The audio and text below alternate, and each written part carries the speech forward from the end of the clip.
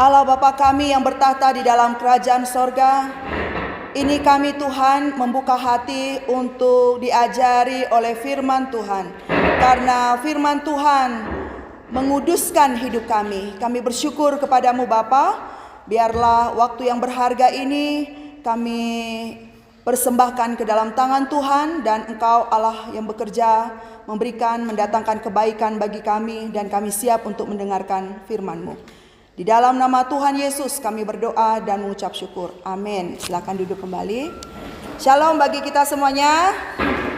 Kita bersyukur kepada Tuhan untuk segala kasih dan kebaikan Tuhan bagi kita, di mana hari ini adalah minggu pertama di bulan Mei, ya. Jadi kenapa kita bisa tetap ada sampai hari ini? Orang yang percaya kepada Allah, dia pasti akan mengatakan ini adalah anugerah Allah, ya. Jadi bukan karena kekuatan kita, bukan karena kemampuan kita, kesehatan kita, bukan karena itu semua, tapi karena anugerah Allah. Nah, hari ini kita mau membaca kebenaran firman Tuhan di dalam Injil Yohanes pasal 17 ayat yang pertama sampai dengan ke-11. Kita mau membacanya secara bergantian. Saya akan membaca di ayat yang pertama, Bapak Ibu dan para mahasiswa, alumni membaca di ayat yang kedua sampai seterusnya. Yohanes 17 ayat pertama sampai dengan yang ke-11. Doa Yesus untuk murid-muridnya. Demikianlah kata Yesus. Lalu ia menengadah ke langit dan berkata, Bapa, telah tiba saatnya, permuliakanlah anakmu, supaya anakmu mempermuliakan engkau.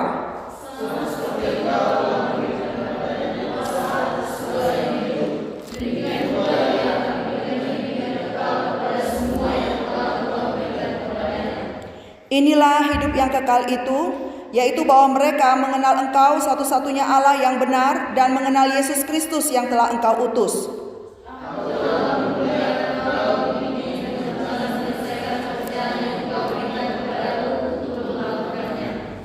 Oleh sebab itu, ya Bapa, permuliakanlah aku padamu sendiri dengan kemuliaan yang kumiliki di hadiratmu sebelum dunia ada. Aku telah menyatakan namamu kepada semua orang yang Engkau berikan kepadaku dari dunia. Mereka itu milikmu, dan Engkau telah memberikan mereka kepadaku, dan mereka telah memenuhi firman-Mu. Sekarang mereka tahu bahwa semua yang Kau berikan kepadaku itu berasal daripadamu.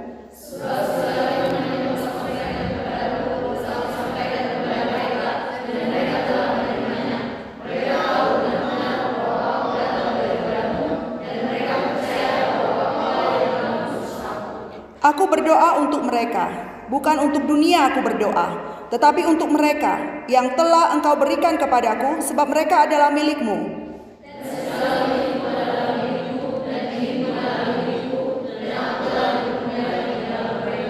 Dan aku tidak ada lagi di dalam dunia, tetapi mereka masih ada di dalam dunia. Dan aku datang kepadamu, ya Bapa yang kudus, peliharalah mereka dalam namamu, yaitu namamu yang telah Engkau berikan kepadaku, supaya mereka menjadi satu sama seperti kita. Amin. Bapak, Ibu, dan saudara dikasihi oleh Tuhan Yesus, tema hari ini berbicara tentang doa Yesus untuk murid-muridnya. Doa ini disampaikan langsung, diperkatakan langsung oleh Tuhan Yesus pada waktu sebelum Yesus mengalami penderitaan, sebelum ia menderita. Yesus mau mendoakan para murid dan gereja agar semuanya ketika Yesus meninggalkan para murid, mereka tetap terjaga, terpelihara dan selamat, agar kelak para murid bisa bersatu, berkumpul bersama dengan Allah Bapa, Yesus di dalam kerajaan yang kekal. Di situ Yesus tahu bahwa waktunya akan tiba. Yesus diutus oleh Allah ke dalam dunia ini untuk menyelamatkan manusia. Tentu orang yang percaya kepada Yesus tidak akan binasa, dan mereka akan mengalami hidup yang kekal di dalam Yohanes 3 ayat 16 itu. Tapi sebegitu mulianya tujuan Yesus datang ke dunia ini, ke bumi ini, tetap saja ada orang-orang yang gak percaya kepada Tuhan Yesus. Bahkan mereka berspekulasi. Mereka mengatakan bahwa Yesus itu hanya manusia. Yesus itu bukan Allah. Nah, di dalam Yohanes 17 ini, Rasul Yohanes ingin mengatakan, menyebarluaskan kepada kita sebagai orang Kristen, kita yang membaca firman Tuhan ini, supaya jelas bahwa Yesus itu adalah Allah, dan status Yesus pada waktu ia berdoa kepada Allah adalah sebagai Mesias. Mesias artinya orang yang diurapi oleh Allah. Di dalam Yohanes 17 ini kita melihat ada dua bagian pengelompokan doa Tuhan Yesus kepada murid-muridnya. Di ayat yang pertama sampai dengan ayat yang ke-6, Yesus berdoa demi kemuliaan Allah Bapa dan anaknya, yaitu dirinya sendiri di ayat yang pertama. Bapa, telah tiba saatnya, permuliakanlah anakmu, supaya anakmu mempermuliakan engkau. Terlihat sekali jelas Yesus dipahami sebagai Mesias. Dia sebagai anak Allah.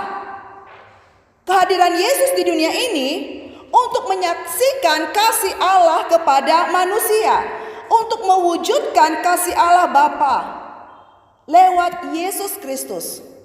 Yesus lahir, Yesus mati, Yesus bangkit, Yesus naik ke sorga, dan Yesus akan datang kedua kali ke bumi ini. Itu adalah suatu perjalanan kemuliaan yang harus manusia di bumi ini pahami, harus dimengerti, bahwa kehidupan yang kita jalani ini sekarang bukanlah kehidupan yang berpura-pura, kehidupan yang bercanda-canda, tetapi kehidupan yang serius. Karena kematian itu hanya sekali. Setelah mati mau kemana? Anda bisa bayangkan, kalau orang yang tidak jelas tujuan hidupnya, maka dia akan pakai kekuatan dunia untuk supaya tetap bertahan di dunia ini, karena dia takut akan kematian. Tetapi Yesus di dalam kemanusiawiannya, dalam kemanusiaannya, Yesus tahu bahwa setiap orang yang percaya kepadanya, orang itu tidak akan binasa, tetapi kematian cepat atau lambat yang akan membawa dia sebagai pintu menuju kepada kekekalan. Itu yang dikatakan oleh Yesus, yang didengar oleh para murid. Sehingga di dalam ayat yang pertama sampai ke-6 ini ada suatu kesatuan yang luar biasa antara Yesus dan Allah Bapa. Inilah menjadi suatu hal yang unik dan ya sangat sulit ya dipahami secara nalar tentang ketritunggalan Allah. Ya. Allah, orang Kristen disebut Allah Tritunggal. Allah Bapa, Allah Anak, Allah Roh Kudus. Bapa adalah Allah, Yesus Kristus adalah Allah, Roh Kudus adalah Allah. Tiga pribadi, satu hakikat. Jikalau orang yang tidak berada di dalam Yesus Kristus, yang tidak menerima Yesus, maka dia tidak akan pernah bisa mengerti hal ini. Jarang sekali kita dengar tentang doktrin Allah Tritunggal. Bahkan guru agama menghindari pembicaraan tentang doktrin Tritunggal ini. Bahkan gereja mungkin seperti itu. Kenapa? Karena akan membuat jemaat bingung. Tetapi ini menjadi suatu kesempatan bagi kita untuk belajar sungguh-sungguh siapa Allah kita. Kita harus percaya sungguh-sungguh dan kita harus mengenal Allah kita itu adalah Allah yang esa, Allah yang tunggal, yang menyatakan dirinya lewat kehadiran Yesus Kristus. Jadi kalau ditanya, apakah engkau pernah melihat Allah? Maka tidak usah kita khawatir ataupun bingung katakan, aku tidak pernah melihat Allah. Tapi ketika kita boleh belajar firman Tuhan ini, kepastian nyata dalam diri kita bahwa aku pernah melihat Allah. Di mana? Di dalam pribadi Yesus Kristus. Di dalam kekristenan masa kini, engkau bisa melihat Allah di mana? Di dalam kuasa Roh Kudus yang berbicara kepadaku. Di dalam kuasa Roh Kudus yang mengajari aku, yang membimbing, menguatkan, dan menghiburkan. Jadi kalau pakai kata menghiburkan itu, pasti kita sudah tahu orang itu berada di dalam pergumulan, kesusahan, penderitaan, dan duka cita. Dan di situ Roh Kudus ada. Roh Kudus menyatakan dirinya.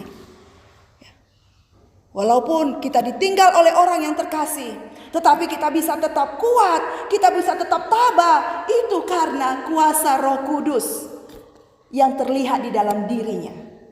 Nah, Bapak Ibu dan Saudara terkasih dalam nama Tuhan Yesus, bahwa Yesus ingin mengatakan kepada orang yang melihatnya bagaimana bahwa Allah dipermuliakan lewat hidupnya.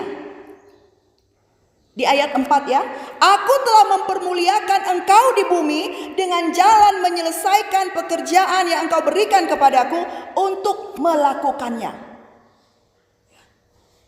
Begitu besar perjuangan yang dilakukan oleh Tuhan Yesus. Apakah ada di antara kita yang menderita seperti Tuhan Yesus? Kayaknya nggak ada, ya. Tidak akan bisa. Apalagi ketika kita perhatikan, ya, Yesus disalib, dicambuk 50 kurang 1 kali, 49 kali. Mungkin kita perlu meneliti apa jenis cambukan yang diterima oleh Tuhan Yesus. Kemudian kita juga perlu meneliti bagaimana crown, mahkota yang Yesus terima, yang orang lain kenakan kepada dia. Itu saja kita sudah takut untuk membayangkannya. Belum lagi bagaimana tangan Yesus dipaku dengan paku yang begitu panjang, sampai merusak saraf-saraf di dalam tangannya. Semualah bercampur, peluh dan sakit begitu luar biasa. Nah, Yesus tunjukkan bahwa kalau bukan karena kasihnya kepada manusia, kasih Allah kepada manusia di dalam diri Yesus, maka Yesus tidak akan pernah bisa menyelesaikan tugas yang diberikan Allah Bapa kepadanya. Itu yang kita pelajari di dalam ayat yang pertama sampai dengan ayat yang ke-6 itu. Ada hadirat Allah di dalam diri Tuhan Yesus Kristus. Menunjukkan bahwa memang Yesus Kristus tidak hanya sebagai manusia sejati, tetapi dia juga adalah Allah. Nah, kemudian kita perhatikan di dalam pengelompokan doa Tuhan Yesus di dalam pasal 17 ini, ayat yang pertama sampai dengan ayatnya yang ke-11. Di situ Yesus berdoa bagi para muridnya, para murid-muridnya. Kalau ada pertanyaan, apa bedanya murid dengan Kristen? Ya. Kadang kita perlu pelajari bahwa memang di dalam perjanjian baru Yesus tidak pernah menyebutkan manusia itu atau orang pengikutnya itu sebagai Kristen. Tidak. Di dalam perjanjian baru kita tidak pernah menemukan Yesus mengatakan kepada muridnya itu Kristen. Kamu Kristen ya? Enggak. Tetapi Kristen itu adalah julukan dari orang-orang yang ada pada zaman itu kepada orang yang mengikuti Yesus. Jadi mungkin pada zaman itu sebagai julukan yang bersifat negatif, ya, bersifat negatif. Karena Kristen itu adalah pengikut Kristus.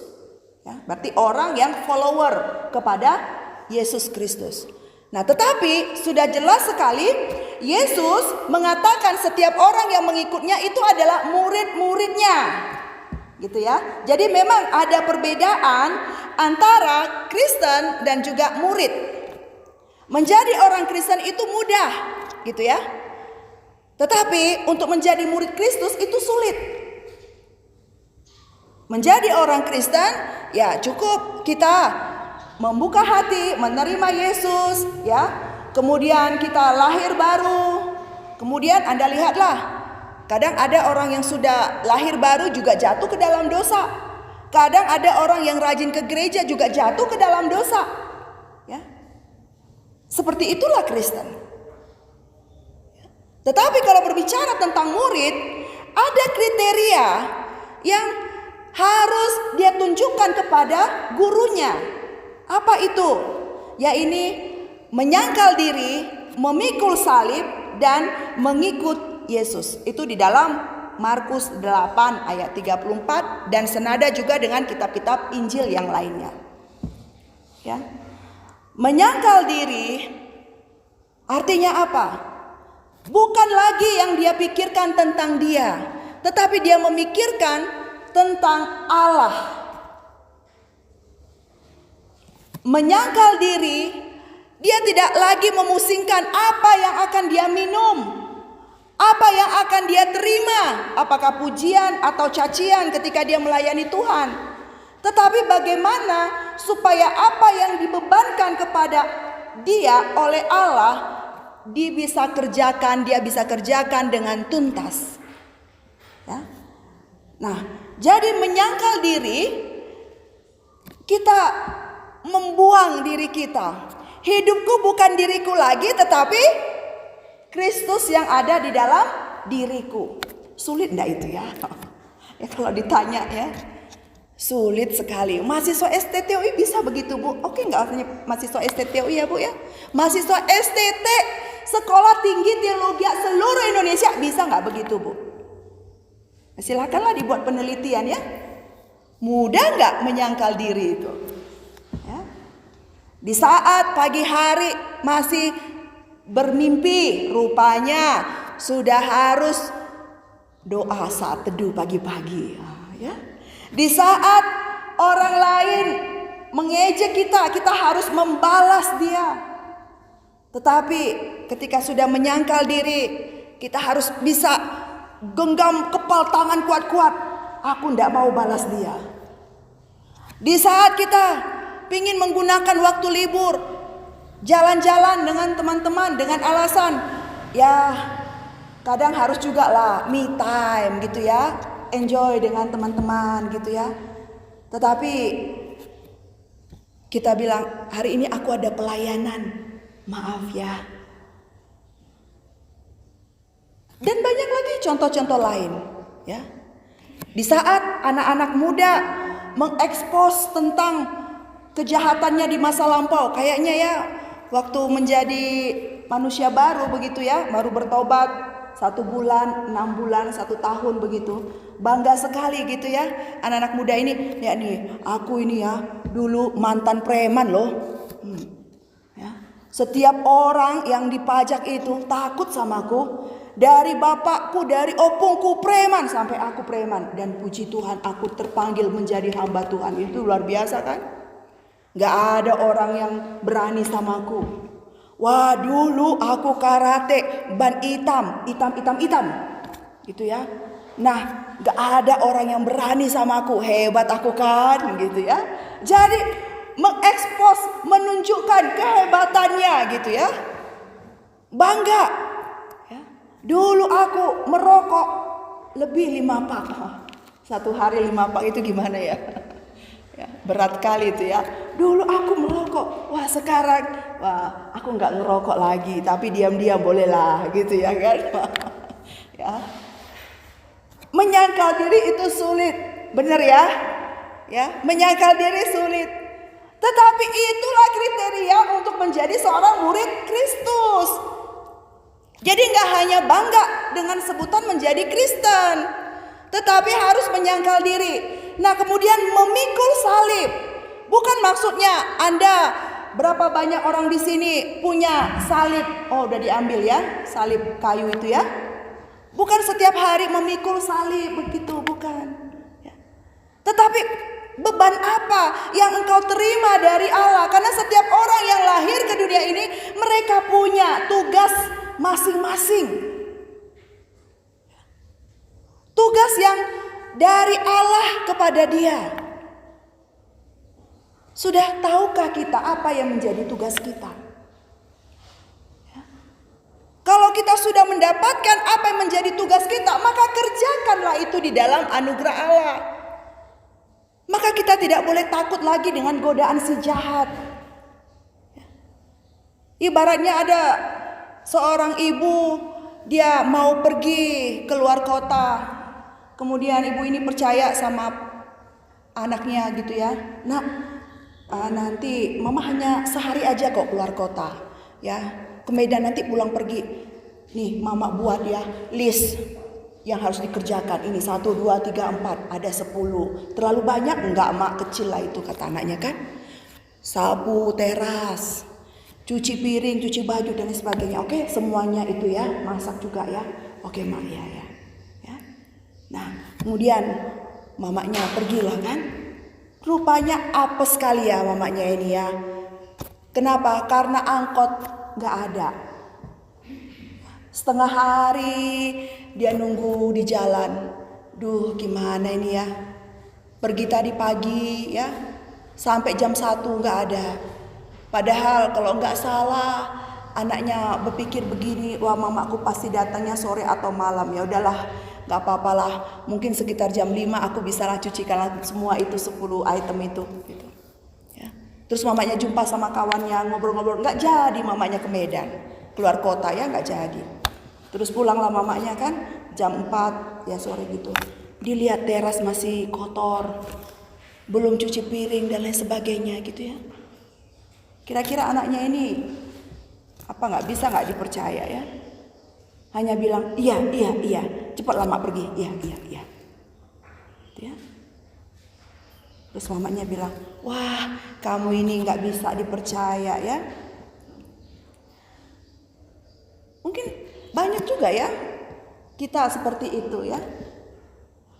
Kita pikir ketika kita sudah membaca Alkitab dari perjanjian baru, perjanjian lama menuju perjanjian baru 66 kitab itu, kita pikir kita sudah hebat gitu ya. Kita sudah suhu, sudah luar biasa, apalagi kalau sudah melayani banyak gitu, kita sudah hebat begitu ya. Nah, tetapi kita harus tahu apa salib kita. Ya. Salib itu beban, tugas yang diberikan Allah kepada kita supaya rencananya tergenapi atas hidup kita. Sekarang saya tanya kepada Anda semua, apakah Anda sudah mendapatkan tugas yang Allah berikan itu? Ya. Apa tugasnya? Nanti kita akan menjawab itu bersama-sama ya. Setiap orang punya tugas masing-masing. Itu bukan berhubungan dengan diri kita. Ya, saya ingin menjadi orang hebat, menjadi orang berhasil, bukan. Tapi itu berbicara tentang kemuliaan Allah. Tugas itu berbicara tentang kemuliaan Allah. Ya. Nah, jadi tadi bagaimana syarat menjadi murid Kristus? Apa tadi? Menyangkal diri, memikul salib, dan mengikut Kristus. Ya. Tiap-tiap hari kita boleh belajar untuk mengikut Kristus. Bagaimana caranya untuk memikul ataupun mengikut Kristus? Ya.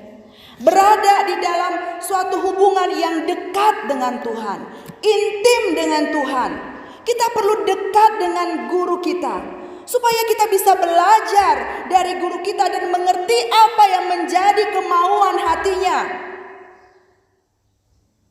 Sudahkah kita melakukan itu? Kita mengerti apa kemauan Tuhan kita Yesus. Karena kemana saja Yesus berada, kita harus ada di situ. Karena di luar Kristus, keselamatan itu tidak ada. Hanya di dalam Kristus. Jadi murid membangun keintiman dengan Tuhan melalui apa? Melalui saat teduh, melalui belajar firman Tuhan, melalui beribadah kepada Tuhan. Dan kita akan semakin mengenal karakternya.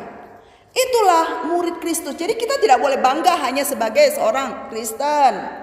Ya. Karena Kristen itu bukan yang dikatakan oleh Yesus. Tetapi Yesus seringkali mengatakan kepada pengikutnya, yaitu murid-muridku. Wah, enak sekali ya kalau kita punya guru, yaitu Yesus Kristus. Siapa guru kita? Yesus Kristus. Di dalam Yesus Kristus nyata kemuliaan Allah. Ya. Nah, jadi Yesus berdoa kepada Allah Bapa. Ya, di dalam ayat 6 sampai 11 itu. Yesus meminta supaya para murid dipelihara oleh Allah karena mereka akan menghadapi dunia yang membenci mereka. Yesus tahu bahwa ia akan segera meninggalkan para murid suatu saat kelak. Nanti Anda perhatikan di dalam pasal 18, menurut Injil Yohanes, Yesus itu ditangkap. Ya, Yesus ditangkap. Jadi ketika masuk ke dalam fase penangkapan Yesus, berarti sudah mulai dekatlah Yesus kepada penderitaan menuju kematiannya.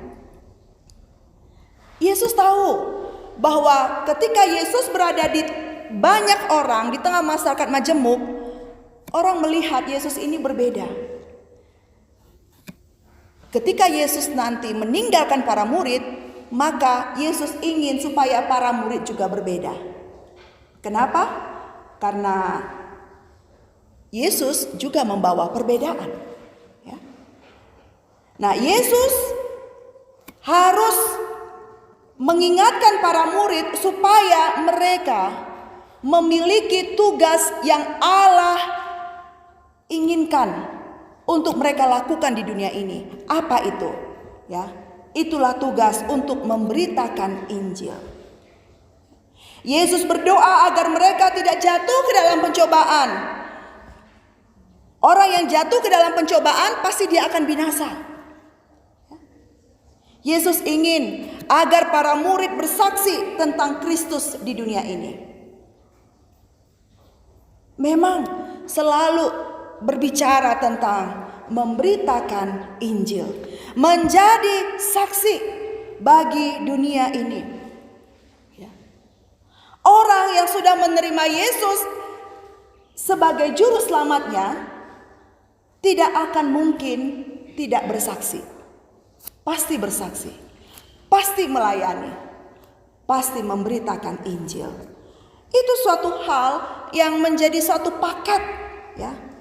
Paket yang harus dilakukan oleh para murid bukan karena paksaan, tetapi memang karena kerinduan dan sebagai ucapan syukur kepada Allah. Bahwa keselamatan itu tidak bisa dibeli. Kalau kita punya banyak uang, kita nggak mau terima Yesus, oke, aku belilah keselamatan itu gitu ya. Nggak usah sama Tuhan Yesusnya. Itu terjadi ya. Kalau misalnya Anda kenal itu Elon Musk. Elon Musk itu pendiri Tesla. Mobil yang tidak ada kemudinya ya, supir ya. Jadi itu diarahkan hanya pakai remote. Elon Musk itu keturunan Yahudi. Ya. Nah, sehingga ketika reporter bertanya kepada dia, apakah Anda percaya kepada Yesus? Ya, saya kenal Yesus. Ya. Yesus itu orang Yahudi. Tapi berbicara tentang Yesus sebagai juru selamat manusia, saya tidak percaya. Karena dia adalah manusia, nyatanya dia mati. Kalau Allah tidak mungkin mati. Ya. Elon Musk sendiri menyangkal, ya, tidak mau percaya kepada Yesus. Dan dia cukup, oke, aku tahu. Ya.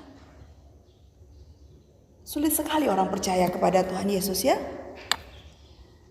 Mungkin manusia ini akan percaya kalau Yesus menunjukkan begitu ya, kekuatannya.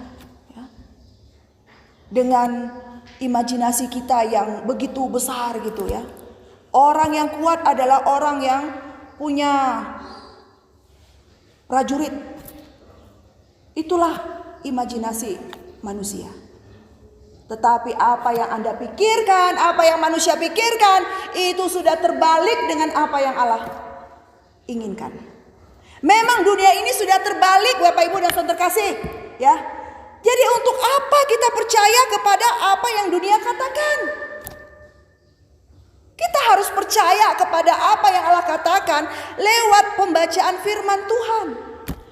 Mari kita mengkoreksi diri kita masing-masing. Sudah sejauh mana kita percaya kepada Yesus itu? Bahkan di dalam ayat yang ke-6 sampai dengan 11 ini, Yesus adalah pribadi yang setia. Dia berdoa bagi para muridnya. Saya rindu semua kita yang ada di sini, bahkan yang menyaksikan live streaming, tidak hanya puas dengan Anda menjadi seorang Kristen, tetapi bersyukurlah kita kalau kita sudah masuk ke dalam tahap menjadi murid Kristus. Menjadi murid Kristus berarti kita semangat untuk belajar firman Tuhan. Ada seorang tokoh dalam perjanjian lama, yaitu Ezra. Ezra itu suka sekali menyelidiki firman Allah. Suka sekali belajar tentang Taurat Allah. Di dalam Ezra 6 ya. Anda bisa pelajari itu. Dia suka sekali menyelidiki tentang firman Allah. Sebaiknya kita juga sebagai para hambanya di sini ya, kita suka untuk membaca firman Tuhan. Kita suka untuk mempelajari firman Tuhan ya. Karena Yesus akan mengakui kita sebagai muridnya kalau kita memenuhi kualifikasi seperti yang Dia inginkan. Sudah ada belum 3 kualifikasi murid Yesus itu di dalam diri Anda semua? Ya. Menyangkal diri, memikul salib, dan mengikut Kristus. Ya. Itu bisa menjadi suatu koreksian bagi diri kita. Ya. Nah, jadi di dalam dunia yang penuh dengan penderitaan ya, di dalam dunia yang penuh dengan penderitaan ini, Yesus tidak mau para muridnya itu jatuh kemudian binasa. Ya. Tetapi Yesus mau supaya para murid tetap setia. Suatu saat nanti ketika mereka sudah menyelesaikan tugas mereka di dunia ini, mereka berkumpul dengan Allah di sorga. Ya. Nah, Bapak Ibu dan saudara terkasih, bagaimana dengan kita ya? Apakah ada ciri-ciri dari apa yang diinginkan oleh Yesus di dalam diri kita? Apa yang menjadi milik kita adalah milik Kristus. Yang menjadi hak kita adalah hak Kristus. Apa yang menjadi milik kita? Kalau dikatakan saat ini di dunia ini yang menjadi milik kita itu nafas kita menjadi milik kita? Bukan ya? Yang menjadi milik, kayaknya nggak ada. Mungkin tubuh kita ini diberikan oleh Allah untuk kita. Ya, tubuh kita, tubuh, jiwa, dan roh. Nah, tubuh kita ini juga kita harus persembahkan kepada Allah. Di dalam Roma 12 ayat 1 sampai 2. Ya, satu orang membaca ya, Roma 12 ayat 1 sampai 2.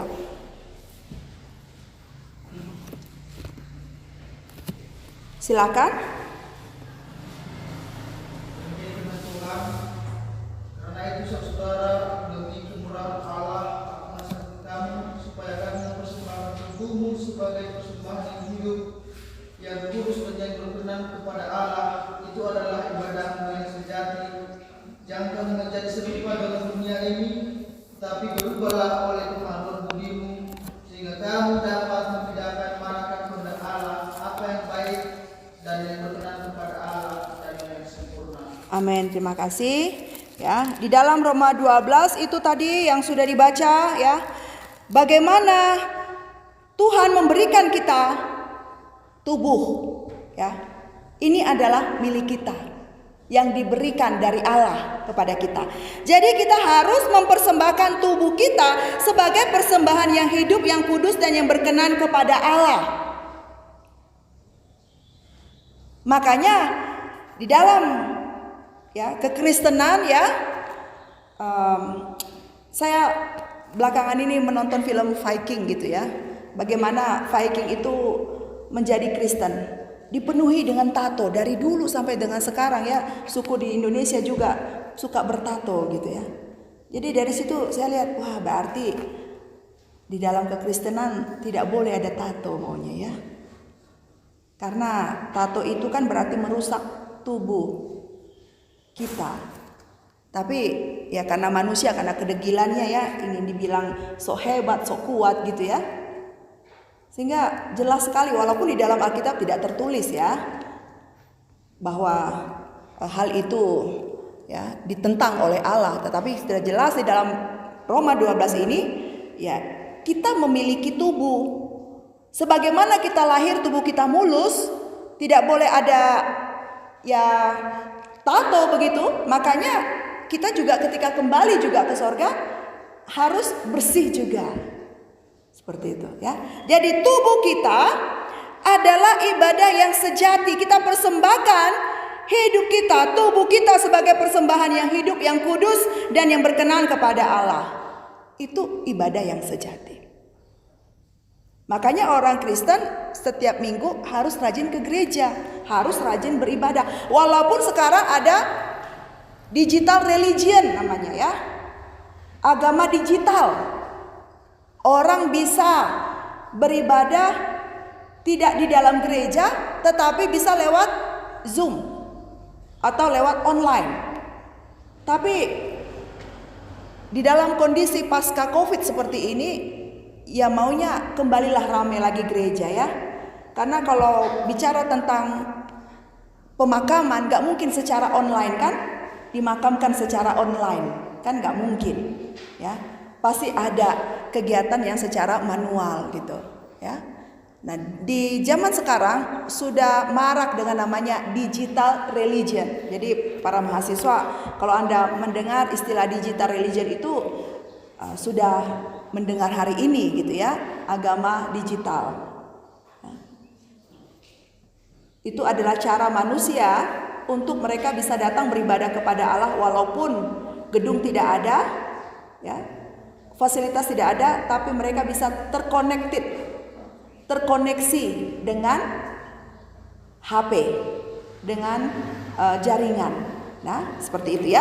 Nah, jadi tubuh kita ini adalah milik kita, sehingga kita harus persembahkan untuk Tuhan. Kemudian yang kedua, jangan kamu menjadi serupa dengan dunia ini. Ya. Ini masih menjadi suatu hal yang menakutkan bagi kita ya. Kenapa? Karena manusia itu mudah sekali berpura-pura. Ya. Zaman sekarang anak-anak muda ya terlibat dengan namanya impulsif dan manipulatif. Ya. Saya lihat guru saya ya, si Angel ini, Tarida, nanti gimana ya pasangan hidupnya gitu ya. Ngelihat zaman sekarang banyak juga anak-anak muda yang belum mau married gitu ya, udah 40 perempuan gitu ya, tapi belum mau married gitu ya. Itu kan repot juga gitu ya. Semakin menakutkan menikah dengan manusia, lebih baik menikah dengan ya seperti di Jepang itu ya. Mereka suka membuat boneka. Bonekanya itu dijadikan pasangannya. Dan ketika menikah, mereka punya anjing, ya. Anjing itu yang menjadi anaknya. Nah, ya, itu di Jepang, negara maju ya. Kalau di Indonesia ini belum ada lah ya. Tapi memang sulit ya. Gimana nih menurut para jemaat perempuan ya? Susah nggak mencari pacar gitu di zaman sekarang ya? Gitu juga para laki ya. Susah nggak mencari perempuan yang baik di masa sekarang gitu. Ya. Makanya perselingkuhan marak sekali gitu ya. Gak mau memulai dari nol, tapi memulai dari yang sisa-sisa. Saya harap para hamba Tuhan di sini jangan seperti itu ya. Ya. Walaupun dunia sulit, kita percaya dari sejak awal Tuhan sudah menyiapkan pasangan hidup masing-masing. Amin. Ya, itu yang perlu didoakan. Suatu saat misalnya saya tanya si Petrus Giawa, sudah lulus dari STTOI begitu. Kemudian Petrus, pasanganmu mana? Ini Bu. Wah, dia bekerja sebagai apa? Dia melayani dengan aku Bu. Ya, wah luar biasa. Anakmu mana Petrus? Itu Bu, setengah lusin dari 1 sampai 6. Wow. Ya, hebat ya. Memang Tuhan sangat senang melihat orang Kristen itu banyak anak gitu ya. Coba kalian perhatikan lagi nanti dalam Alkitab ya. Manusia zaman sekarang ya tidak mau punya anak. Ini kadang ketika saya melihat dengan kacamata teologi ya, sepertinya ini sudah melanggar firman Tuhan. Ya, sudah melanggar firman Tuhan. Menikah kemudian menunda, itu juga sudah melanggar firman Tuhan. Ya, mulai dari sebelum menikah berdoa dulu ya, minta pimpinan Tuhan, apakah dia pasanganku Tuhan. Nah, ketika pacaran harus jaga kekudusan hidup. Kemudian mulailah bertanya, nanti kira-kira kita mau punya anak berapa ya, ditanya gitu. Jangan suka-sukanya ya. Setelah menikah ya, punya anak ya, kira-kira anak kita ini mau jadi apa ya, mau jadi hamba Tuhan aja lah. Ada pendeta, ada misionaris, ada pengusaha dan sebagainya, terserah Tuhan aja lah. Kita ini hanya alat Tuhan yang diberikan Tuhan berkat bagi anak-anak. Nah, jadi cara pandang kita itu harus benar mulai dari sekarang. Itu artinya kita belajar firman Tuhan. Ada nilai-nilai Kristiani yang kita tanamkan di dalam diri kita untuk kita tidak bisa serupa dengan dunia ini. Walaupun Anda sudah lahir baru 20 tahun, 30 tahun, 50 tahun, tetapi jangan lengah. Suatu saat Anda pun bisa jatuh. Ya. Jatuh di sini dikatakan kamu akan menjadi serupa dengan dunia ini. Hati-hati. Kita harus berjaga-jaga, harus siap untuk melangkah dengan benar. Pokoknya segala hidup kita harus sesuai dengan pimpinan Tuhan. Kalau tidak hati-hati, maka Anda akan jatuh. Dan ketika hamba Tuhan sudah jatuh, sulit untuk move on. Dia sulit untuk kembali lagi ke awal. Ya. Tetapi oleh karena kasih karunia Tuhan, dia bisa kembali lagi. Itu ibu alami begitu ya. Tuhan izinkan berada di dalam lembah kekelaman ya, dan berhasil untuk berjumpa dengan Tuhan di dalam lembah kekelaman. Di dalam proses-proses itu hanya saya dengan firman Tuhan. Setiap hari saya dan Alkitab, saya dengan Alkitab, setiap hari seperti itu. Setiap hari tidak mau pergi di dalam hadirat Tuhan sebelum saya mendengar suara Tuhan. Itu terus yang ada di dalam diri ibu. Sehingga ketika para alumni berjumpa dengan ibu dan melihat ibu tetap tabah, tetap kuat, itu semua karena anugerah Tuhan. Anda tidak bisa merasa senang ya. Ketepatan karena di umur ini pasti nggak ada masalah ya. Ketika sudah jadi pengikut Kristus pasti nggak akan ada masalah itu. Nanti umurku 40 tahun nggak akan ada masalah. Ya udahlah, enjoy, menikmati dunia ini aja dulu. Nggak bisa. Ya. Cepat atau lambat, gelombang badai itu pasti akan menerpa engkau karena engkau masih ada di dunia ini. Cepat atau lambat itu. Nah, tetapi ketika kita belajar untuk mengalami perubahan, pembaharuan budi kita, mulai dari sejak sekarang kita bisa membedakan apakah itu kehendak Allah, apa yang baik, yang berkenan kepada Allah dan yang sempurna. Tuhan terus menajamkan pikiran kita. Tuhan terus menajamkan hati kita untuk kita bisa mengambil keputusan yang tepat, mengambil keputusan yang benar. Karena setiap hari kita selalu diperhadapkan dengan keputusan-keputusan. Benar ya? Setiap hari selalu ada keputusan-keputusan. Ketika engkau mengambil keputusan yang salah, itu akan beresiko kepada keputusan-keputusan berikutnya. Betapa luar biasanya Allah sudah memberikan kepada kita Roh Kudus untuk selalu mengajar, membimbing, mengarahkan, menguatkan, menghibur, dan lain sebagainya di dalam diri kita. Amin. Ya. Jadi yang kita miliki tubuh kita harus kita persembahkan untuk Tuhan. Apalagi yang kita miliki untuk saat ini di dunia, kita memiliki waktu. Tapi itu pun semua berasal dari Tuhan. Tapi Tuhan percayakan kepada kita waktu. Waktu harus kita isi dengan benar. Yesus Kristus sudah menebus dosa kita. Dan kita juga harus menebus waktu-waktu kita. Makanya ya, menjadi hamba Tuhan itu adalah sesuatu hal yang mulia sekali. Ya. Karena kita dekat kepada Dia. Betul itu ya. Kemana Yesus ada, para murid selalu ada. Yesus pergi ke sana, para murid ke sana. Ya. Kita juga. Kita mau tetap menghadirkan Kristus di dalam diri kita. Karena Kristus yang menjadi penolong bagi kita. Nah, Bapak Ibu dan saudara terkasih dalam nama Tuhan Yesus, sampai sekarang Tuhan Yesus masih berdoa untuk kita. Amin. Sampai sekarang. Ya. Semalam tadi pagi ketika saya membaca kembali ulang firman Tuhan ini, dalam relung pikiran saya bilang gini, siapa yang berdoa untuk aku ya?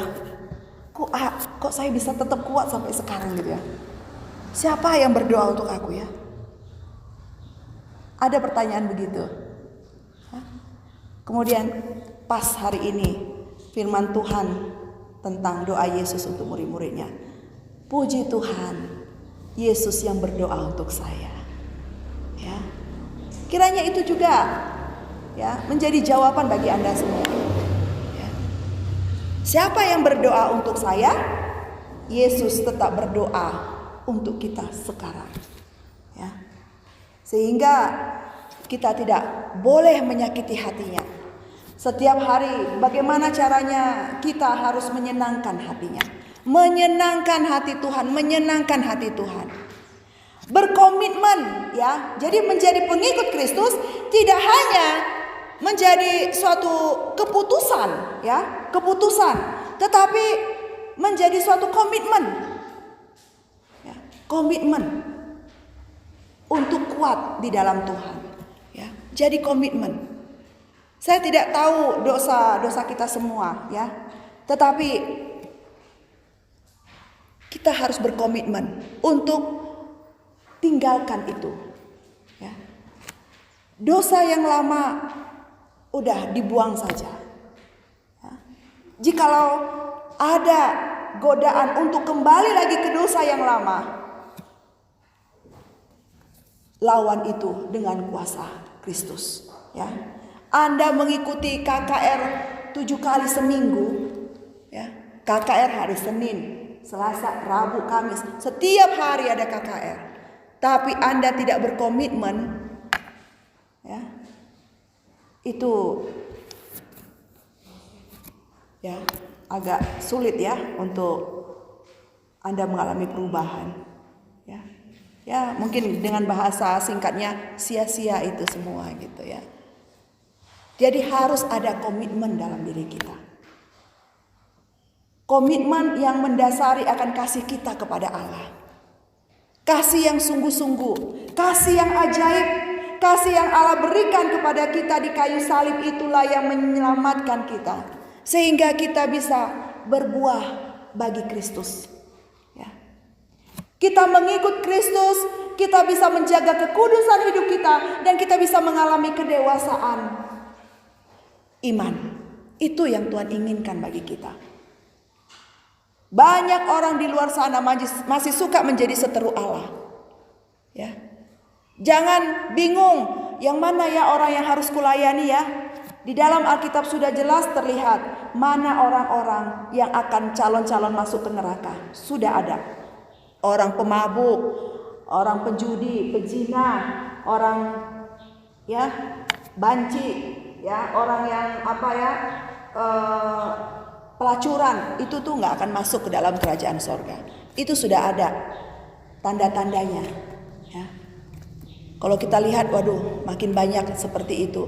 Mari ya, kita berjuang untuk memohon belas kasihan Tuhan, supaya Tuhan memampukan kita untuk memberitakan Injilnya kepada orang-orang tersebut. Ya. Dengan pelayanan yang Tuhan percayakan di STTO ini begitu banyak ya, kita jangan jadi fokus kepada pelayanannya tapi tidak fokus kepada studinya, enggak juga bisa seperti itu ya. Jadi harus seimbang, harus semangat di dalam belajar, harus semangat juga di dalam pelayanan. Ya. Supaya kita menjadi pribadi yang utuh di hadapan Tuhan. Nah, Bapak Ibu dan saudara terkasih dalam nama Tuhan Yesus, apa yang menjadi kesimpulan dalam firman Tuhan hari ini ada dua. Yang pertama adalah bersyukurlah kepada Allah untuk kasih-Nya di dalam doa Yesus kepada kita. Ya, bersyukurlah kepada Allah. Ya. He's still praying until now. Yesus masih terus berdoa bagi kita sampai sekarang. Ya. Sehingga kita pun harus suka berdoa. Kita jadikan doa sebagai lifestyle, gaya hidup murid Kristus, gaya hidup orang Kristen masa kini. Doa sebagai gaya hidup orang percaya. Ya, berdoa.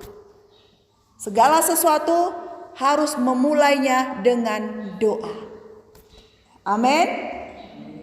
Kita mau berdoa selalu ya. Makanya berdoa syafaat. Kita belajar untuk mendoakan tidak hanya diri kita, kita berdoa untuk keluarga kita, untuk orang tua kita, untuk sekolah kita, untuk pemerintahan kita, ya, untuk bangsa dan negara kita, untuk orang-orang yang menderita perang, kita berdoa untuk mereka, ya. Itu hal yang pertama. Dan hal yang kedua adalah tetaplah setia untuk menjadi murid Kristus. Jikalau saat ini Anda masih dalam tahap menjadi Kristen, meningkatlah menjadi murid Kristus, ya. Meningkat untuk menjadi murid Kristus. Cambuk dirimu untuk menjadi murid Kristus yang sejati. Karena Yesus tidak pernah bicara tentang kamu Kristen ya, enggak. Orang-orang yang menyebutkan pengikut Kristus itu Kristen di dalam Kisah Ratu 11 ayat 26 itu di Antiokhia lah. Ya. Tetapi Yesus sendiri mengatakan kepada orang-orang yang mengikut dia, engkau adalah murid-muridku. Saking banyaknya pada waktu itu orang mengikut Tuhan Yesus, ketika Yesus berbicara tentang